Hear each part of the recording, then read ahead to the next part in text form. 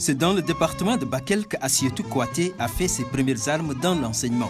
C'était en 1997 à l'école élémentaire d'Iabougou Sakho en qualité de volontaire de l'éducation nationale. Son premier combat a été de convaincre les communautés à inscrire les filles à l'école. C'était un village saraholais. Donc lorsque je suis arrivée dans cette école, la première chose que j'ai remarqué, il y avait absence de filles à l'école. Le matin, il y avait un puits auprès de l'école. Quand elles venaient prendre de l'eau au puits, elles me regardaient. Les petites filles aussi, c'était la même chose. Elles venaient dans la cour de l'Est parce que c'était une école ouverte qui n'avait pas de clôture. Des fois, je les invitais à entrer dans la classe. Je les mettais quelque part. J'avais cherché un lot d'ardoises à Tamba. Quand un matin, je vois une fille qui rentre, je lui donne une. Des fois, les mamans viennent les réclamer. Elles ont commencé à laisser leurs filles venir à l'école. Et c'est comme ça que l'école de Diabougou a commencé à avoir maintenant des élèves. En octobre 1998, elle est mutée à l'école élémentaire de Inala, puis de 1999 à 2002 à Kotiari, à 30 km de Tambacounda, toujours dans le Bakel. Donc là aussi, j'ai essayé de faire des cours d'encadrement. Les après-midi, je me rendais à l'école. Donc j'essayais de prendre certaines filles qui ont des problèmes, surtout en mathématiques, en français, parce que moi, je tiens beaucoup aux mathématiques, au français. Elle est une battante, c'est une dame de fer. Elle n'avait même pas de congé. Le jour de son accouchement, on était là-bas en salle. Elle sentait des douleurs, mais elle était là. À la maison, elle est partie. C'est ce jour-là qu'elle avait accouché. Quand je suis arrivé, j'ai vu son abnégation dans le travail, son courage. Et du coup, je n'ai pas hésité à lui donner une classe de CM2. Et il y a de cela 2 ans, vraiment, on a eu de très bons résultats parce qu'on a passé à 87 points grâce à elle.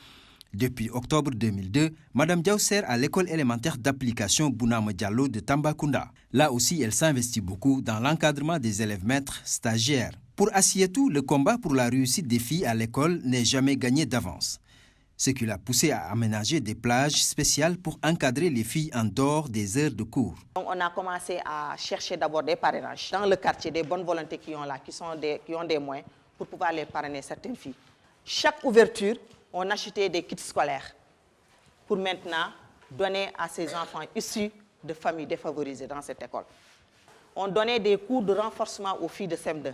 Et ce n'est pas tout. Dans la commune de Tambacounda, on ne cesse de louer son engagement pour l'inscription à l'état civil des élèves avant l'examen. De ça, elle est passionnée d'aider ces petites filles qui veulent aller à l'école, qui ont des problèmes de bulletins, des petites qui ont laissé, par exemple, les bancs à cause de certaines difficultés. Franchement, elle est passionnée de ça. Elle veut à chaque instant que ces petites filles-là progressent. Madame Diaw moom kenn mënu koo fay moom kenn mënu koo fay na mu ñuy toppatoo suñuy doom ndax depuis avant ba ko kii ba léegi mooy topp rapport assis bu su baabu sax su ma wuyu suñu madame son waaye man maa négligé rek. Laha, comme l'appellent les intimes, était une jeune élève douée. Elle se classait toujours parmi les 3 premiers. Et je me souviens une anecdote. Elle s'était classée 3e, donc elle est rentrée en pleurant. Une fierté pour sa famille. Elle s'est toujours sacrifiée pour le bonheur de ses parents. mënuma ko fay ko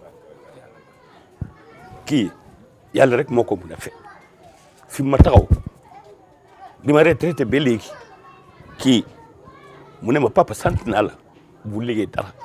Assietou allie aussi bien sa vie d'enseignante que celle d'une femme au foyer, celle de mère de famille.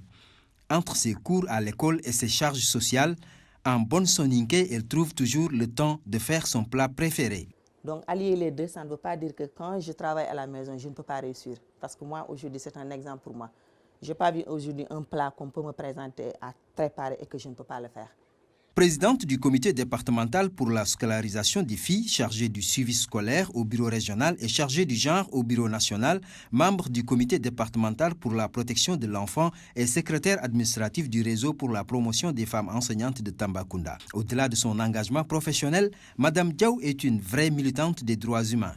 Nous avons cheminé pendant 15 ans dans le comité départemental des enseignantes pour la promotion de la scolarisation des filles. C'est une femme battante. Une femme qui a du tact, qui sait comment parler et qui sait comment sensibiliser les parents les plus réticents. On a réussi beaucoup de choses. On a eu à faire aussi des missions ensemble.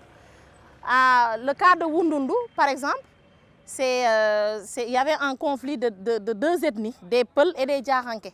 Il y avait beaucoup de filles qui étaient dans le village des Peuls, des filles et à qui leurs parents ne voulaient pas qu'elles aillent à l'école.